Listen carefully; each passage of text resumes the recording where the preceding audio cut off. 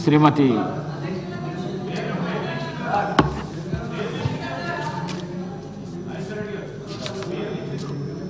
అధ్యక్ష, నాకు అవకాశం ఇచ్చినందుకు మీకు ధన్యవాదాలు అధ్యక్ష. ఈరోజు నేను కాలువల గురించి మాట్లాడదలుచుకున్నా. గత ప్రభుత్వము 10 సంవత్సరాలలో కూడా ఎక్కడ కూడా కాలువలలో పూడికలు అనేది తీపియలేదు.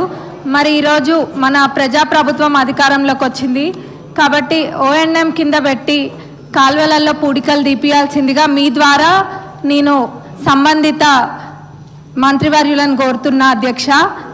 మేము సొంతంగా కూడా చాలా కాలువలలో పూడిక దిగడం జరిగింది.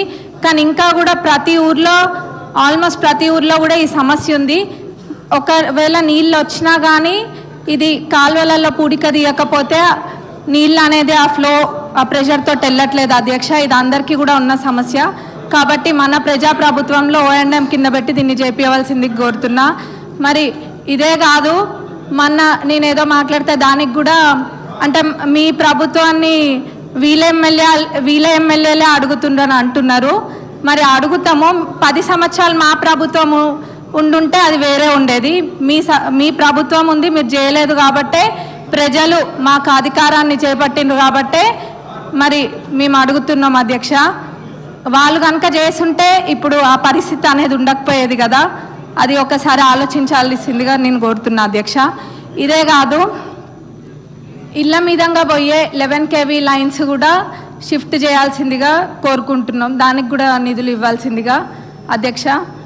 మరి అట్లనే మా పాలకుర్తి నియోజకవర్గంలో ఇటువైపు బ్లాక్ అంటే పాలకుర్తి, కొడకండ్ల మరి దేవరుప్పల మండలికి సంబంధించి ఇందులో ఏదో ఒక మండలంలో డిగ్రీ కాలేజ్ ఇవ్వాల్సిందిగా కోరుకుంటున్నాం. ముఖ్యంగా ఇంకొకటి ఏం చెప్పదలుచుకున్నా అంటే గతంలో వాళ్ళు ఏం చేసిండ్రో చేయలేదో పక్కన పెడితే ఈరోజు ప్రజాప్రభుత్వం అన్ని రంగాలలో ముందుకు తీసుకెళ్లాలనే సంకల్పంతో మన ప్రభుత్వం ఉంది. ముఖ్యంగా విద్యారంగంలో ఎడ్యుకేషన్ సైడ్ కూడా అన్ని ప్రణాళికలు సృష్టించి దానికి తగ్గట్టుగా చేయడం అవుతుంది. ప్రతి చిన్నది కూడా కన్సిడర్ చేసి ఎక్కడ కూడా వదిలిపెట్టకుండా చేస్తున్నాం. ఇన్ని చేసి 40% మెస్ ఛార్జెస్ పెంచి 200% కాస్మెటిక్ ఛార్జెస్ పెంచి ఇవన్నీ చిన్నవి కూడా కన్సిడర్ చేస్తుంటే ఇంకా కూడా ఎక్కడో లోటు జరిగిందన్న విధంగా చెడు ప్రచారాలు చేయడానికి తప్ప వాళ్ళు దేనికి కూడా ఓర్చుకోలేకపోతుండ్రు. అంటే మంచి జరిగితే చూసి సంతోషించడం కాదు, కళ్ళు కుడుతున్న వాళ్ళకి అరే మేము చేయలేంది వీళ్ళు చేస్తుండ్రు అని చెప్పి ఓర్చుకోలేకపోతుండ్రు. అక్కడిక్కడ వీళ్ళని ఎగేసి పంపుడు తప్ప వాళ్ళు ఏం చేయట్లేరని నేను ఈ సభ ద్వారా మీకు తెలియజేస్తున్నా అధ్యక్ష. మీ ద్వారా అందరికీ తెలియజేస్తున్నా. మరి వాళ్ళు కనుక అన్ని చేస్తుంటే మేమైతే ఎత్తుకపోయి మా ఇంట్లో అయితే పెట్టుకోలేదు కదా అధ్యక్ష. మా వాళ్ళు అయితే ఎత్తుకపోయి ఇళ్లల్లో అయితే పెట్టుకోలేదు కదా సామాన్ అంతా. వాళ్ళు చేసినవి ఇన్ఫ్రాస్ట్రక్చర్ అయితే బిల్డింగ్లను అయితే మేము గూలగొట్టలే కదా వాళ్ళు చేసి ఉంటే ఎక్కడైనా. అదే వాళ్ళు కూడా ఒకసారి ఆలోచించాలి అధ్యక్ష. మరి ఒకళ్ళని అన్నే ముందు అంటే ఒకళ్ళని క్రిటిసైజ్ చేస్తే వాళ్ళు హ్యాపీగా ఫీల్ అవుతారంటే we are leaving it up to their wisdom. ఇది గమనించాలి. ప్రజాప్రభుత్వం అన్నీ కూడా చేస్తుంది. మరి మహిళలను కూడా ముందంజలో తీసుకెళ్తుంది.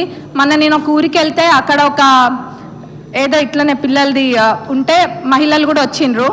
వస్తే మరి మీకు వడ్డీ లేని రుణాలు వస్తున్నాయా అంటే వస్తున్నాయి అని చెప్పినారు.